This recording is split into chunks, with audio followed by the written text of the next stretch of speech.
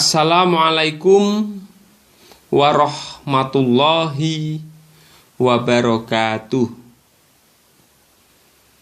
Kita berjumpa kembali dalam kajian ayat-ayat Al-Quran dengan materi biokimia yang terdapat dalam Quran surat 16 An-Nahl ayat 66 yang berbunyi, A'udzubillahi minasyaitonirrajim, Bismillahirrahmanirrahim. Wa inna lakum fil an'ami la'ibratan nusqikum mimma fi butunihim mim baini farsi wa damil labanan kholisong sa'ighol lisyaribin, yang artinya, dan sungguh pada hewan ternak benar-benar terdapat pelajaran. Kami memberimu minum dari apa yang ada dalam perutnya, di antara tahi dan darah, yaitu susu yang bersih, lagi mudah ditelan bagi yang meminumnya. Mari kita kaji makna yang dikandung dalam ayat tersebut. Wa inna lakum fil an'ami la'ibrah, dan sesungguhnya dalam ternak-ternak benar-benar pelajaran bagimu.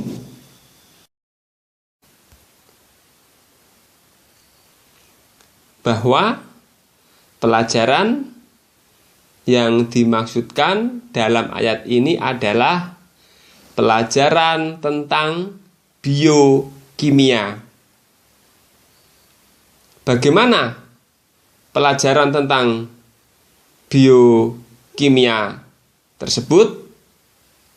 Dilanjutkan oleh sambungan ayatnya.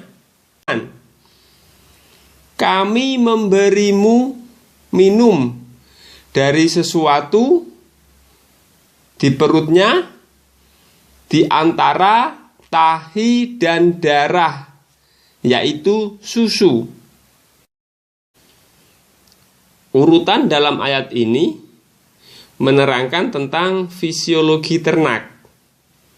Pertama menyebut farsin. Ini berhubungan dengan sistem pencernakan. Kemudian berikutnya menyebut dam.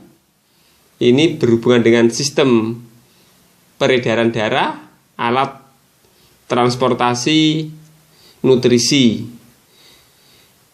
Kemudian berikutnya menyebut labanan, susu, yaitu berhubungan dengan fungsi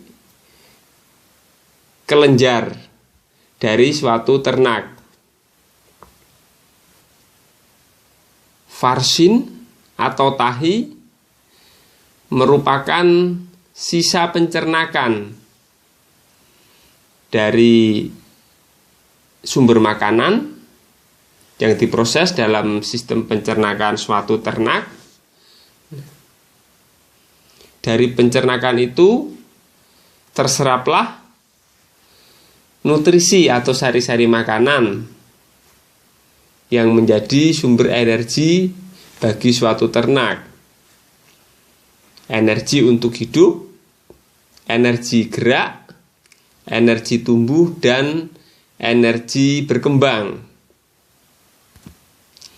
Energi ini disalurkan melalui darah dengan sistem peredaran darah, merupakan media transport bagi energi untuk disalurkan ke seluruh bagian tubuh. Seiring dengan perkembangan atau pertumbuhan ternak pada masa tertentu, ternak ini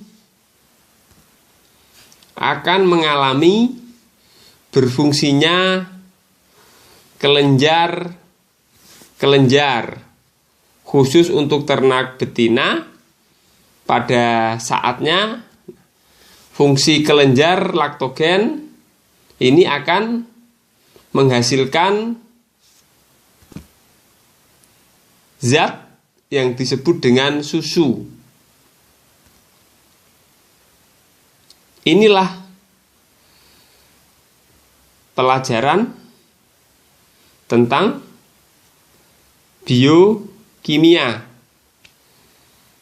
yang terdapat dalam suatu ternak. Bermula dari rumput dengan melalui mekanisme biologis suatu ternak, mekanisme panjangnya ini akhirnya menghasilkan suatu zat yang disebut dengan susu. Sifat dari susu diterangkan oleh lanjutan ayatnya, kholison, yang bersih. Bersih berarti bebas dari unsur-unsur penyakit atau patogen. Kemudian bersih berarti bebas dari kontaminasi, baik kontaminasi darah ataupun kontaminasi tahi yang sama-sama berada di dalam perut ternak. Kemudian sifat berikutnya, saigon, lagi mudah ditelan, bahwa di antara zat yang terkandung di dalam susu adalah zat-zat yang mudah untuk ditelan. Ada zat albumin, kemudian ada kasein, dan jenis karbohidratnya adalah karbohidrat laktosa. Itu di antara zat yang terdapat di dalam susu. Berikutnya, lisyaribin, bagi yang meminumnya, bahwa susu ini merupakan zat yang berupa cairan. Dari pelajaran yang terdapat di dalam ayat ini, dengan studi kasusnya tentang ternak penghasil susu, dapat dikembangkan terhadap ternak-ternak yang lain. Misalnya tentang ternak unggas penghasil telur. Di situ terdapat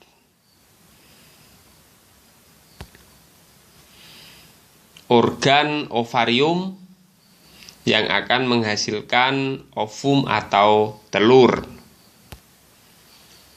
Atau ternak yang lain sebagai penghasil daging. Dalam ternak tersebut akan diberikan perlakuan tertentu sesuai dengan fungsi dari kemampuan biokimianya agar menghasilkan daging dengan baik. Demikianlah materi tentang biokimia yang terdapat dalam Quran surat 16 An-Nahl ayat 66. Inna rabbaka huwa a'lamu biman dhalla an sabilih wa huwa a'lamu bil muhtadin. Wassalamualaikum warahmatullahi wabarakatuh.